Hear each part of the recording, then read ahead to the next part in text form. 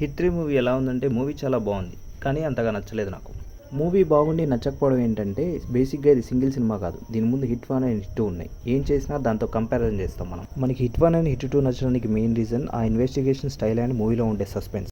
Unfortunately hit 3 మూవీలో suspense part చాలా తక్కువగా ఉంది. హిట్ 2 మూవీలో హిట్ 1 మూవీతో కనెక్షన్ చూపిస్తూ ఉంటారు. ఆ కనెక్షన్ పార్ట్స్ చాలా ఇంట్రెస్టింగ్గా ఉంటాయి, కానీ హిట్ 3లో ఒక్క పార్ట్ ఉండదు అలాంటిది. సో హిట్ ఫ్రాంచైజ్తో సంబంధం లేకుండా నాని సింగిల్గా వచ్చింటే ఈ సినిమా బాగుండేది. మూవీలో కొంచెం అన్నెసెసరీ వైలెన్స్, కొన్ని అన్నెసెసరీ సీన్స్ ఉన్నాయి. సెకండ్ హాఫ్లో హీరోయిన్ వచ్చిన ప్రతిసారి అబ్బా ఈ సీన్ తొందరగా అయిపోతే బాగుండు అనిపిస్తుంది. కానీ క్వైట్ ఆపోజిట్ ఫస్ట్ హాఫ్లో హీరోయిన్ సీన్స్ చాలా బాగుంటాయి. ఫస్ట్ హాఫ్లో హీరోయిన్ క్యారెక్టర్ చాలా మెచ్యూర్డ్గా ఉంటుంది. 30 ఏళ్ళ దాటిన అబ్బాయికి డ్రీమ్ గర్ల్ ఎలా ఉండాలో అలా ఉంటుంది. కానీ సెకండ్ హాఫ్లో చాలా ఎన్నాయింగ్గా ఉంటుంది. ఫస్ట్ హాఫ్కి సెకండ్ హాఫ్కి డిఫరెన్స్ ఏంటో అర్థం కాదు.